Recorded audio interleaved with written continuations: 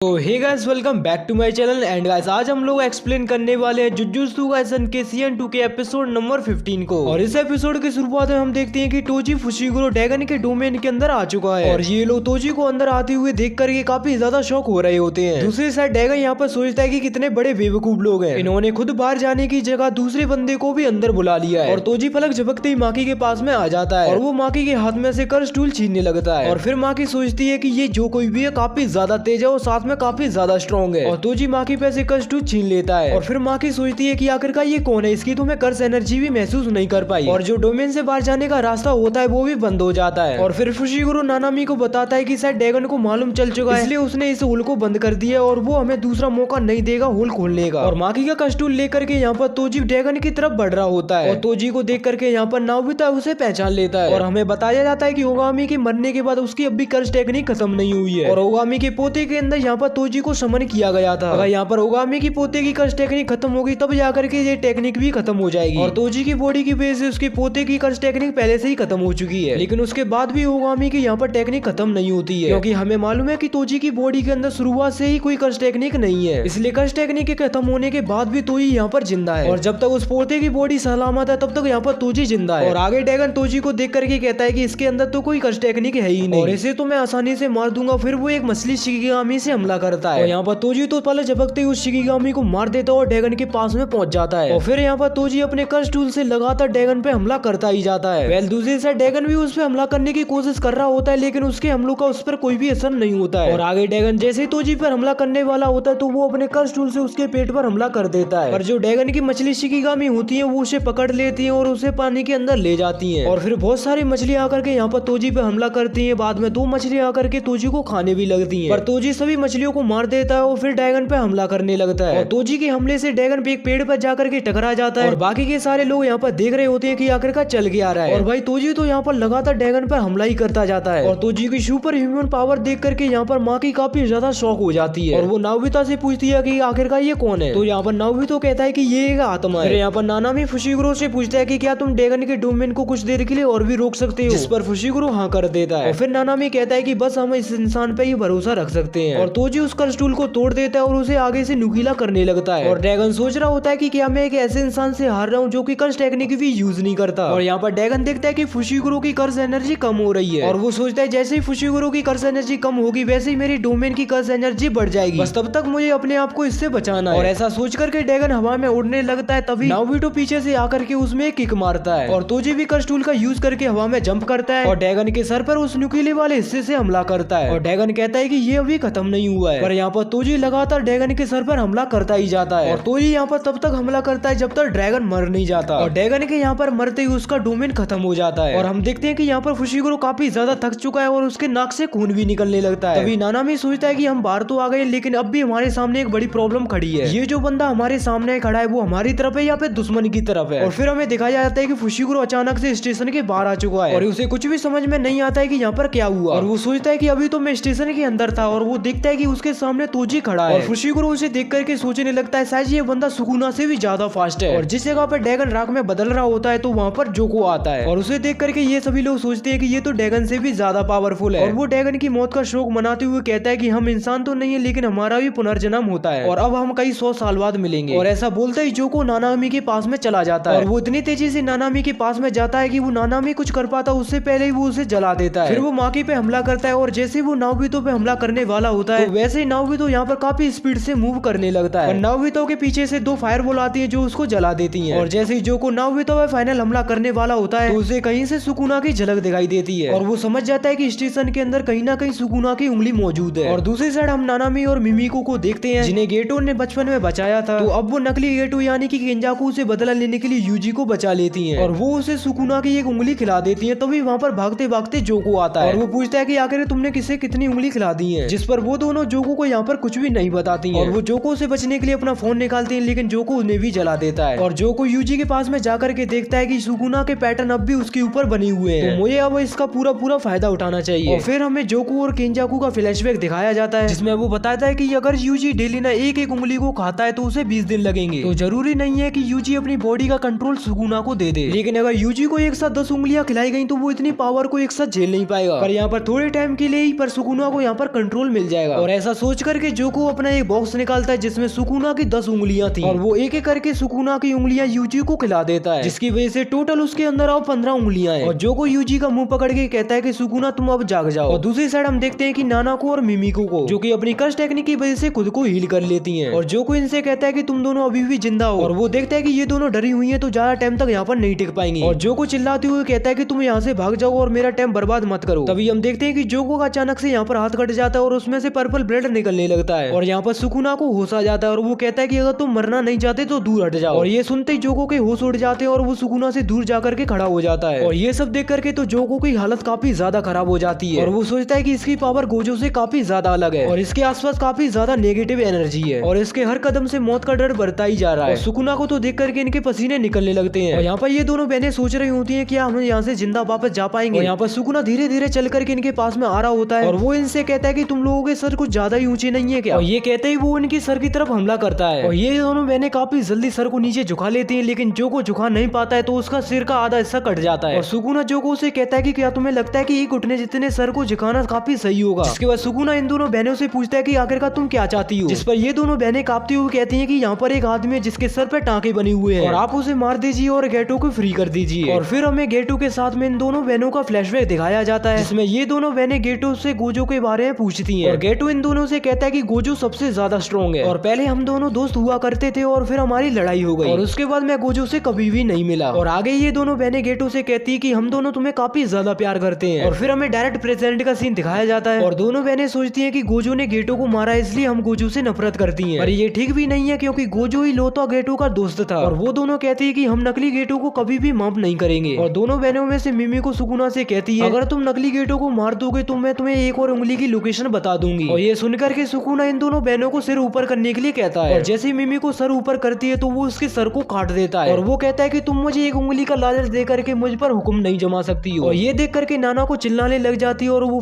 Phone निकाल के Sukuna की फोटो लेने लगती है, लेकिन सुकुना भी उसके सिर को काट देता है और उसकी मौत हो जाती है। और सुकुना नाना के फोन को देख करके कहता है कि ये जरूर एक कैमरा है जिसमें एक बार फोटो खींचे जाने के बाद कुछ असर होता होगा, ये कितनी बकवास है। और ऐसा बोल करके सुकुना उस फोन को तोड़ देता है और इसके बाद सुकुना जोको से पूछता है कि आखिरकार तुम क्या चाहते हो और वो कहता है कि हमें कुछ भी नहीं चाहिए, बस हम आपको पूरी तरह से जिंदा करना चाहते थे और हम सफल हो गए हैं और आपको मालूम होगा कि आप यूजी की बॉडी की वजह से उसे कंट्रोल नहीं कर पाते हैं। और जोको सोचता है कि सुकुना की रिवर्स कर्स टेक्निक को यूज करके इस लोगों को जिंदा किया जा सकता है, पर माइतो जो इंसानी दानव बनाता है उन्हें ठीक करने का कोई भी तरीका नहीं है। इसीलिए यूजी ने सुकुना को उसके दोस्त को ठीक करने के लिए कहा था तो उसने मना कर दिया था, जिसकी वजह से सुकुना यूजी के साथ में कोई भी बाउंड नहीं बना पाया। और आगे जोको सुकुना से कहता है कि अभी यूजी को होश नहीं है और यही सही टाइम है कि आप यूजी के साथ में कोई समझौता कर लीजिए, जिसके बाद आप यूजी की बॉडी पर हमेशा कंट्रोल कर पाएंगे। और यहाँ पर यूजी के काफी सारे दोस्त भी हैं और हम उनका यूज भी कर सकते हैं। तो यहाँ पर सुकुना कहता है कि मुझे इनकी कोई भी जरूरत नहीं है, वैसे भी मेरा खुद का एक मकसद है, तुम लोग मुझे जिंदा रखने के लिए इतनी मेहनत कर रहे हो तो तुम्हें मैं एक मौका देता हूँ। और वो जोको से कहता है कि अगर तुम मुझ पर एक भी हमला करने में कामयाब रहे तो मैं तुम्हारे नीचे काम करने के लिए तैयार हूँ। तब तक यहाँ पर जितने भी इंसान इकट्ठे हुए हैं उन्हें मैं सबको मार देता हूँ, बस एक इंसान को छोड़ करके। और ये सुन करके जोको खड़ा हो जाता है और वो कहता है ठीक है। और इसी के साथ में ये एपिसोड यहीं पर खत्म हो जाता है। एंड अगर तुम्हें ये वाला एपिसोड पसंद आया हो तो इस वीडियो को लाइक और चैनल को सब्सक्राइब कर देना।